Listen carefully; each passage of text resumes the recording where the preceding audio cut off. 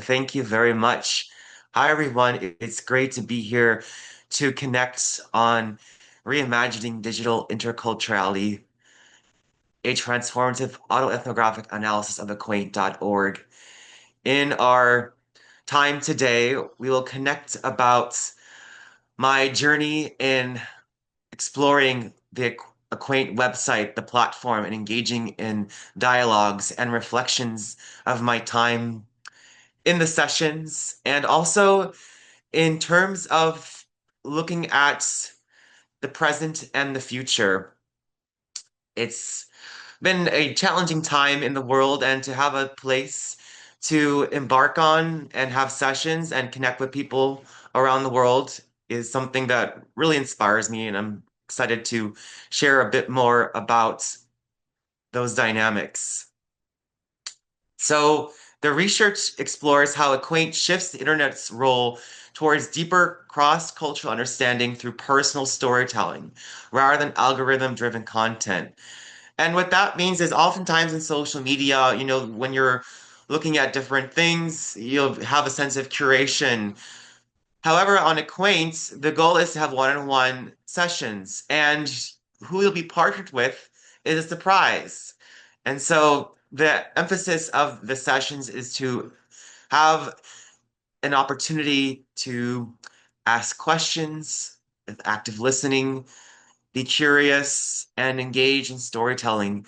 We discussed a little bit earlier about Indigenous communities and being in Canada and also spending a lot of time in Florida. I was very inspired and created an Indigenous Stories virtual module. And so a lot of that has stories of Indigenous communities and also the ability to craft your own story and share that with the other participants in the session. And so throughout the process of the sessions that I've had, I use a research methodology called Transformative Autoethnography. And that's about analyzing the sessions that I have in terms of the reflection journal and also in terms of the appreciation notes, which I will share a little bit later on about what that is. And so through using this analysis, I explore Acquaint's role as a counterpoint to the deepening of digital polarizations, illustrating how digitality can be reimagined as a space for meaningful and transformative intercultural dialogue. Oftentimes, when we are connecting online, it's much more of like a passive element. I mean, you could have a little bit in social media, a comment here or there. Maybe you are connecting on Zoom, and there could be some challenges sometimes in how do you have a conversation. And the goal of Acquaint is to really dive deep into that.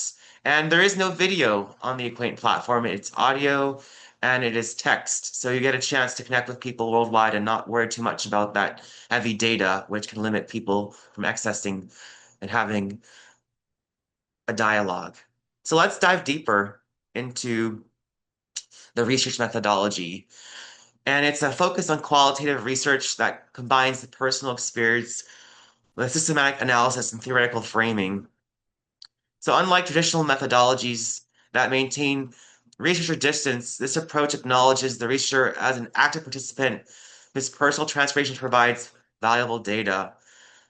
And so, as I was sharing through intentional engagement with Acquaint's platform, followed by structured reflection analysis, the research captures both the lived experience of digital dialogue, the interactive website itself, and the potential implications for transformation.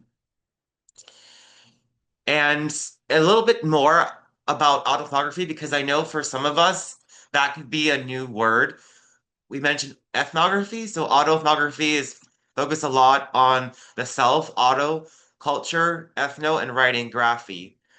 And when I first was doing autoethnography a long time ago in my PhD program, they didn't even have transformative autoethnography as a framework. They only had autoethnography, and my dissertation focused a lot on using autoethnography for transformation of inner conflicts for building peace internally and externally. And so this framework came about a few years ago, and I was really excited to utilize it because it focuses tremendously on looking at inner conflicts and transforming them. And so there's a sense of being able to have the ability to connect with your personal life experience, to understand the self in relation to our world and humanity, especially those from different backgrounds. And it also provides a greater capacity to connect with and even empathize with those who may be perceived as different or adversarial. There's a quote that I love by Joe Barry, who discusses about the important element of that an adversary is a story who she does not yet know, and that there are no sides, there are only stories that have yet to be uncovered. And that's really an emphasis about autoethnography and about acquaint, learning about people's stories and reducing that fear of the unknown and recognizing that we all have those common connections. Acquaint believes that our differences do not hinder our abilities to collaborate together. And when we're looking at research, especially when we're focusing on the self, it's really crucial to have that sense of connecting within and understanding who I am as an individual. And through this reflective process, it helps tremendously in uncovering a transformative process. And so here are some of the key elements in the model. There's a need to become aware of experiences may spark internal conflict. So oftentimes when we have dialogues on acquaint or anywhere in our world, there might be some inner conflicts that could emerge in a conversation. There's an importance of critically analyzing or reassessing those experiences and prior assumptions. And that's really essential in looking about how we continue growing every day and engaging with new perspectives that arise. So leaning into that curiosity and putting those insights into action, that's really the key part of building peace. How do we take in what we are learning from those sessions and or any dialogue that we may have and put into action in our life, something meaningful, even as simple as maybe being a voice for someone else who may not be in the room, or perhaps having more kindness or getting more involved in different communities. And then finally, reflecting on the resulting transformations and how they might lead to further learning and action. So, in essence, it's looking into reflecting and figuring out how to put those insights into action and then really further doing those actions and then further reflection about those actions for continued transformation. So, it's a fantastic methodology that I'm seeing a lot of people use outside of research as well as practitioners. And going a little bit further and reimagine digital interculturality, there is a discussion about how internet is widely seen as a tool for global connection, though, as mentioned, there's often challenges that emerge that there is a lack of meaningful intercultural dialogue. Sometimes, there's a facilitator there and may not feel such a great space to interact. There's a lot of tension in the air. And so by having one-on-one conversations, there's no facilitator, it's just you and one other person exploring together possibilities. And the hope is that through engaging, you can learn more about one another and counter misinformation and stereotypes and deepen connection skills and expand communication and conflict prevention frameworks. And that's really key with everything that goes on in the world with artificial intelligence and so much challenges with connecting on understanding what is the real world that we're in. There's so much things that are manufactured now that it's hard to know what are the stories, the narratives. And that's what's so important about knowing individual narratives. And so at Equate, there are participants who are volunteering from over 110 nations, and it serves as a living archive of digital interculturality, showcasing both its promises and its challenges. And we'll dive a little bit more into some of those capacities.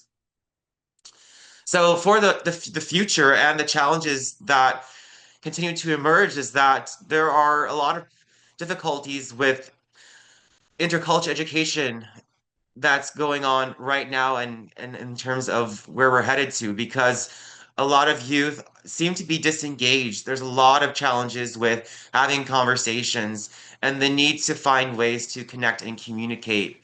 And so the idea of having virtual sessions where there are questions that prompts participants, that there are ways to explore virtual experiences with photos and other ventures you can embark on really helps promote a sense of creating the support for helping youth. Though, of course, there's also a lot of challenges as well. Globally, we still have many different challenges with infrastructure. Many people around the world still don't have a strong internet connection, which limits the ability to further connect and have deep conversations and get to know one another. There's still tremendous challenges with representation, as we talked about earlier. There's a lot of indigenous communities that don't have a voice, and it's important to have every community that can share. And at Acquaint, we are hoping to have every community around the world on the platform. And there's also a challenge at Acquaint to scale these one-on-one dialogues. We really want to see everyone being able to have these dialogues, and the importance of recognizing that these dialogues are crucial for our humanity, for the ability to transform our lives, transform our future with the ripple effect that every conversation can make a difference, and that these issues must be addressed to avoid reinforcing existing inequalities. And just to briefly to showcase the impact page and looking at the website, you have your own personal impact page. You can see here I've done 100 sessions, and they usually are supposed to last about 45 minutes.